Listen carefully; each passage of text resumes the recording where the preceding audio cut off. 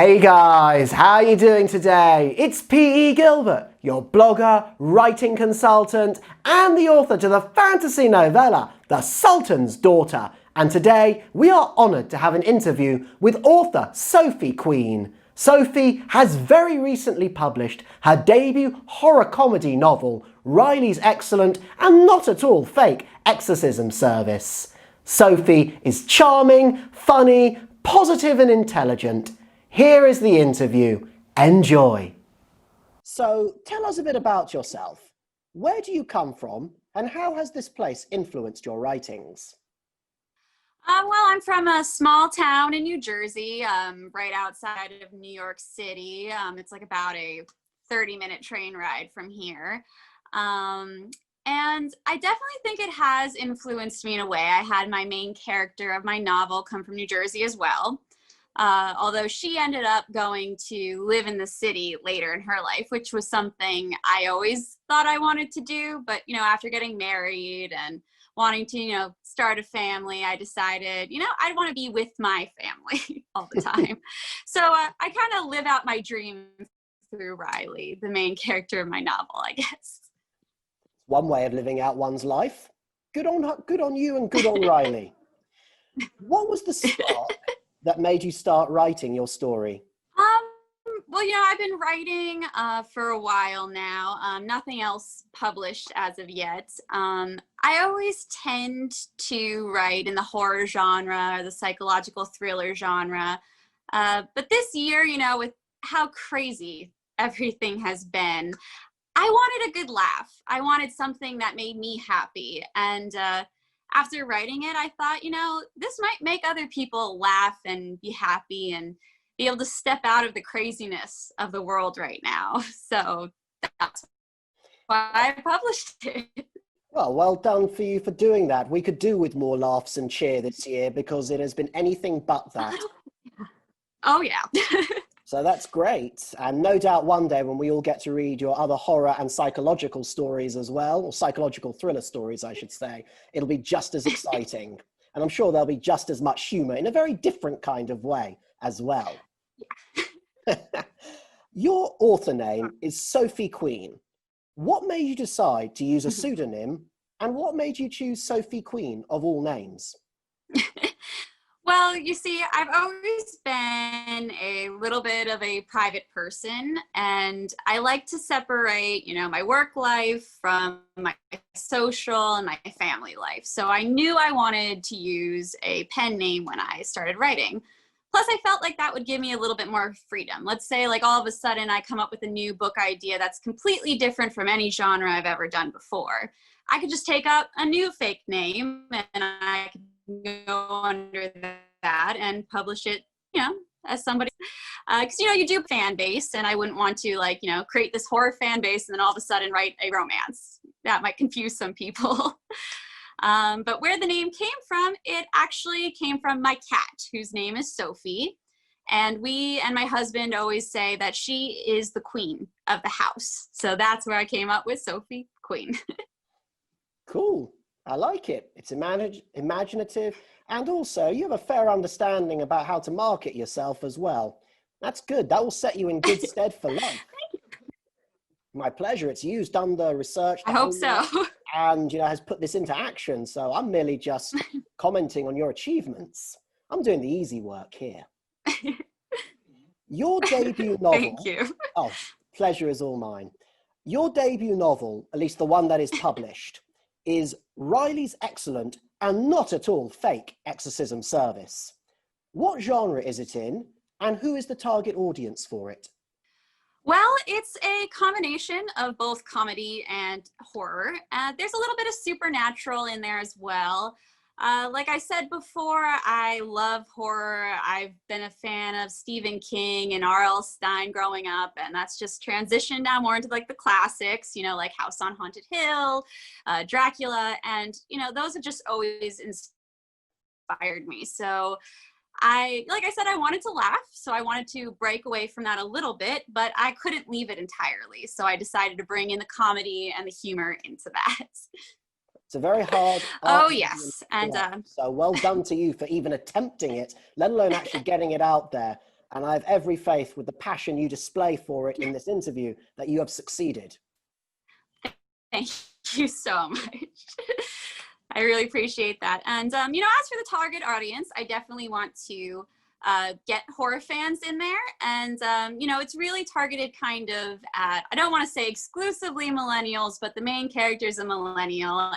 And I definitely was thinking about my generation when I was writing it. You know, Riley's at that age where she's going into her 30s and her life isn't quite where she thought it was going to be, which is something that I think a lot of people can relate to. So that's kind of the people that I wanted to, you know, bring in with my novel.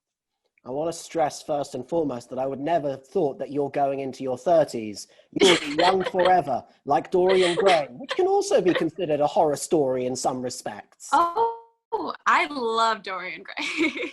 Well, you'll be like him, just without going down the dark route that he takes. Here's hoping. Absolutely. You may have already sort of answered this question, but I'm still intrigued to hear your answer here.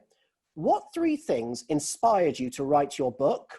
And was your, and I quote here, old haunted Victorian house one of the inspirations for your story?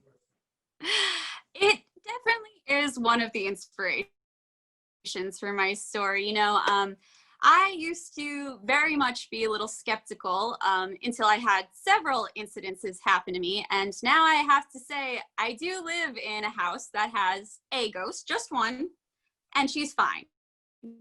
She's totally friendly, except the only thing she really ever does is make some noise, lock doors, and turn the lights on and off. So it's not that big of a deal.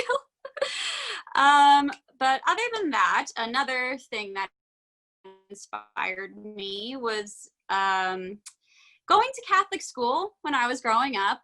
You know, I studied religion a lot and I learned a lot about it. And where I wasn't really necessarily a believer myself, I took a lot of inspiration from the stories and, you know, things that I heard during those classes. And I was very like, you know, I had a little notebook out when I was sitting in class and I would jot things down. And that's kind of where the foundation of this story came from. So that was many years ago, but I definitely was inspired by my upbringing in that way.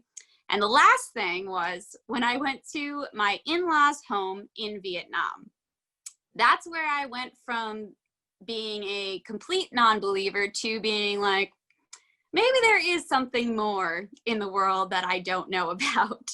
Because their house is extremely haunted and haunted by something that messed with me a lot. There's actually scenes in my book that that happened to me, you know, in the beginning, some of the earlier scares. I don't want to do any spoilers, but, you know, some of the early scares and things that happened to me personally. And I think writing about it actually made me less scared of it and made me able to laugh about it and be like, how ridiculous was that? Yeah, so those are the main 3 things that inspired me. Wow. You've already convinced me that your story is going to be absolutely amazing. And I'm a horror fan too, so I'm already looking forward to it. And I hope those experiences that you've had, you've dealt with them in a really, I'd say, constructive way, in a cathartic way as well. And you know, you've used it in a way that's, you know, benefiting you and so many other people.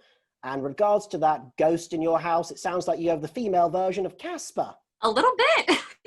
He wasn't so bad, now was he? We like her. She's fine. Oh, that's good. That's good. I think you haven't answered this question. Hang on. Which character in Riley's excellent and not at all fake exorcism service is the least like you, and how? The least like you, I stress, not the most like you. All right. Well, it's definitely, and I'm happy to say this, the demon in my story, Thomas. He is nothing like me at all, which, you know, you don't really want to be like a demon. So I'm glad that I can say that. You know, he's a completely selfish character.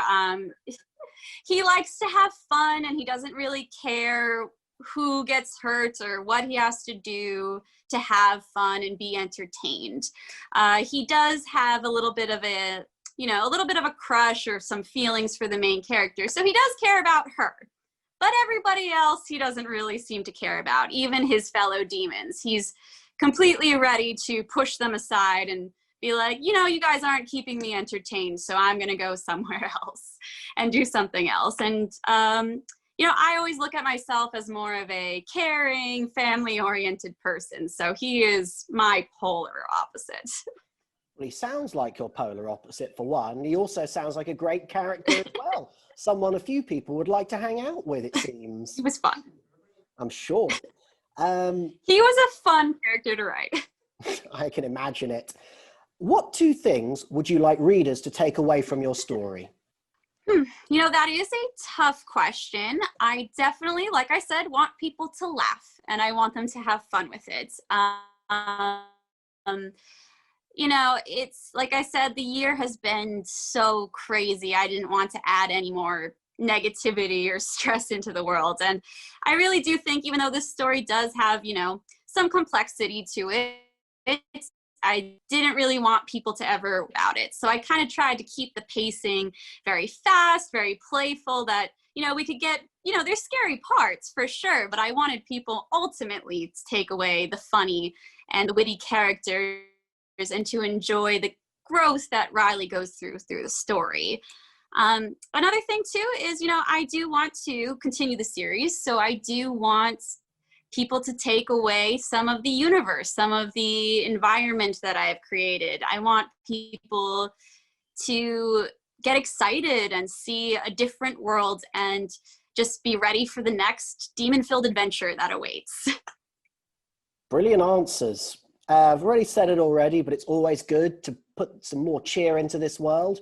And no doubt this will be the start of a great series. Oh, thank you. If you thought that question was hard, though, wait for the next one. On a meta level, what does your book mean to you? That is a harder question. Wow, okay. I like to challenge my interviewees. All right, well, you know, a little challenge is good sometimes. Well, as I mentioned before, I was a bit of a skeptic, even though I was raised in a Catholic school with very devout parents. And I think I did take my interest in religion and my new and recent paranormal experiences.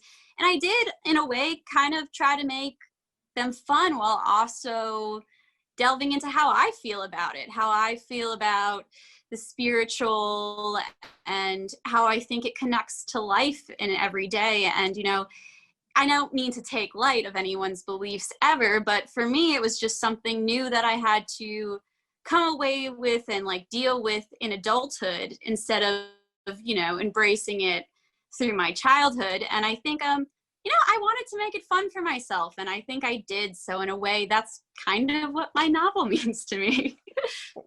Good. You've answered the question. It doesn't seem like it was challenging enough. This is one of my favorite questions, and probably a little less challenging.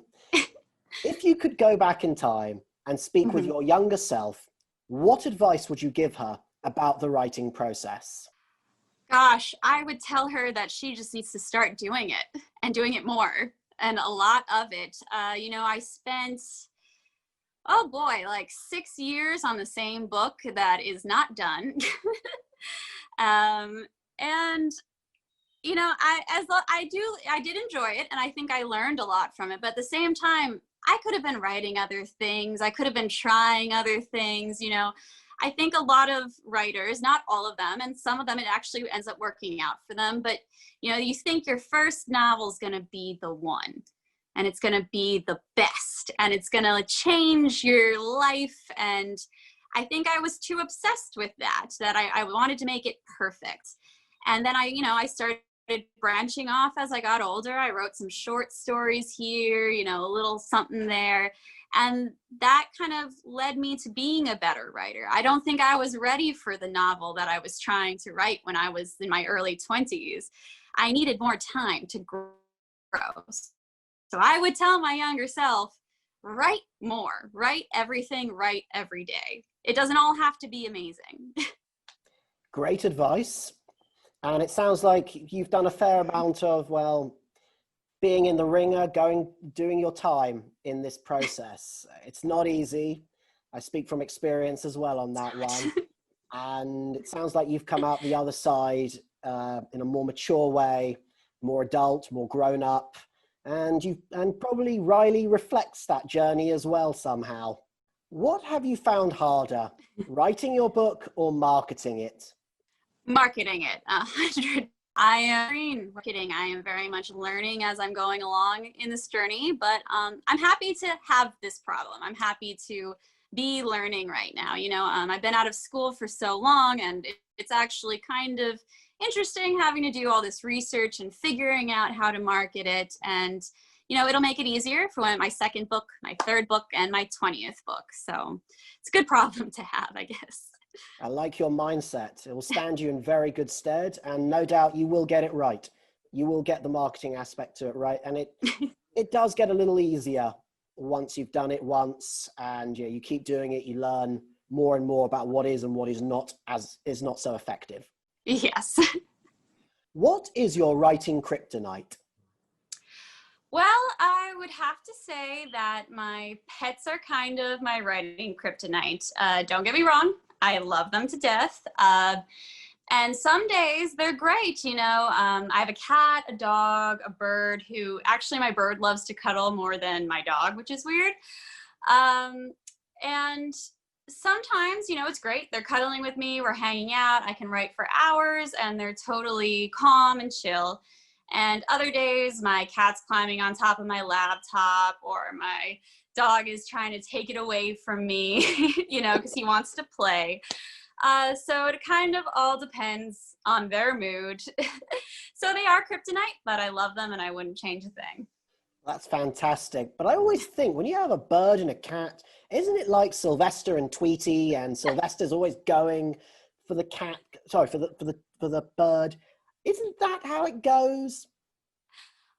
Surprisingly, no. My cat and bird love each other. They're not big fans of the dog yet. He's a puppy, so he's a little energetic for them. But my cat and my bird will hang out and they'll cuddle with each other. They'll ignore me and hang out together. Wow, that is the first time I've ever heard that. A bird and a cat hanging out together. Yeah, it's unique. Can't make this up. Your house is definitely haunted or possessed with something. Another of my favorite questions. How has writing changed you as a person? It's made me more confident and more confident in myself and my abilities. When I was first writing, I would never show it to anybody. I would never let anybody read anything. And, I practiced over and over and over again, unintentionally, just because I had so many stories in my head. I just kept writing and writing. And, after writing for so long, eventually I got to the point where I was like, that's not so bad, maybe somebody would like it. And I started sharing it. I joined some Facebook groups. I had beta readers check out my work, and people would say really great things. And I was like, okay, maybe I'm not so bad. Maybe this isn't a dream. Maybe this is something that I can actually do. So I would say, yeah, it's made me more confident. Now I don't really have a problem showing my work to people. I don't even have a problem if they don't like it, because I'm like, well, if they don't like it, someone else probably will. It's amazing. I'm so happy it's made you more confident. And I want to stress, it's not luck. It's your hard work and graft, all those years sitting at your desk every night, or every day rather, whichever one, and just, grinding at it, just, getting better at your craft. That doesn't happen by accident. You deserve the applause. Thank you so much. You're making me blush. I don't know what to say to that. Thank you. Are you writing another book at present? And if so, please could you tell us a bit about it? Well, I am actually working on the second book in the series right now. I have a plan I've planned the series to be about 7 books. So I kind of came up with a rough draft of where I wanted everything to go. So now I've really doubled in on the second book, and I've, done a really quick, maybe 5-page outline of everything that I want to happen in this book. And now I just really got to get down to the meat of it and start writing it. It's definitely going to focus a lot more on maybe like the magical elements of the first book. There's going to be some more like witches in there, some more character development for the main two girls, Riley and her best friend, Andrea. So, you know, I'm just really excited to get started on that. I can see the excitement. It's going to be good. That's for sure. I hope so. I want to say that I'm amazed you can get the whole plot into a plan of 5 pages. My plans are about 15 pages. Yeah, you know, it's hard, you know. I'll probably start out with a plan of like 20 pages and then I'll be like, okay, how long do you want this book to be? You know, and I'll be like, okay, so that's way too much. We're going to have to take out this plot point here. And you know what? As I'm writing it, I'm probably going to take out more things as I go along. Because I think writers, you know, us writers, we get a little ambitious sometimes and we want to fit everything in.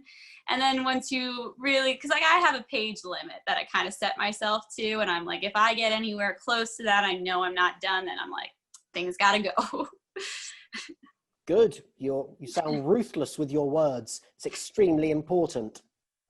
Well, my first book was like 100,000 words. It was way too much. So I never want to do that again. It's only way too long if it's boring your audience. That is true. Keep it exciting and then no one minds. Mm-hmm.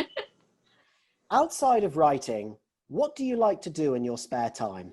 Well, you know, besides hanging out with my pets and reading books, because I try to read a different book, you know, all the time, even outside of my favorite genres. I would say me and my husband, we love movies. So we love to, you know, just hang out, watch a good movie. I even get him to watch the bad horror movies with me. I'm like a big fan of cheesy horror, and he'll watch them, you know, and then sometimes I have to watch like a action flick here and there, but it's worth it to get my movies in. And other than that, you know, we try to make time for friends and family. It's been tough this year, you know, things are getting a little bit better now. But you know, you got to really take the time to spend it with the people that you love. So that's probably the most important thing. Cool. Well, sounds like you've got give and take on the horror movies and the action flick scenes. Yeah. You know, you have to make sacrifices in marriage. Do you now? I'm not married, so I wouldn't know just yet. One day, please. Oh, you'll see. One day, please, God. Absolutely. Lastly, and I cannot believe we're on the last question already. Is there anything else you'd like to say that you haven't already in this interview? Well, I mean, I've got to give a big thank you to you. I've never done anything like this before, and it's so exciting. So I just want to thank you for this opportunity. I'm pleased to have given it to you.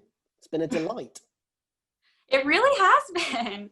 And other than that, I just want to say, you know, my book's been out for 2 weeks now, and I've gotten so much great feedback so far. And I just want to thank everyone who's, you know, bought it, like commented, left reviews, said good things. You know, I've gotten personal messages, and it's just been so wonderful. So just a big thank you to everybody.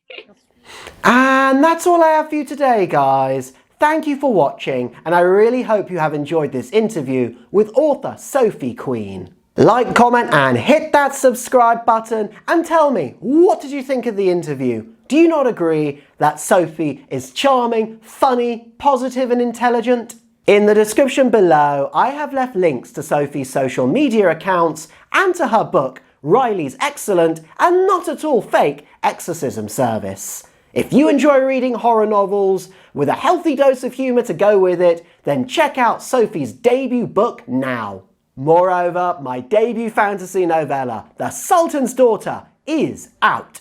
If you enjoy reading a book that is short, fast-paced and full of suspense, then check it out now. I have left a link in the description below for that as well. Otherwise, until next time, keep well. Once again, guys, I just wanted to say thank you so much for watching my video. I really appreciate it and I hope you've enjoyed it. Hit that subscribe button and then you will be the first to receive more awesome content from my channel, and I hope to see you again soon.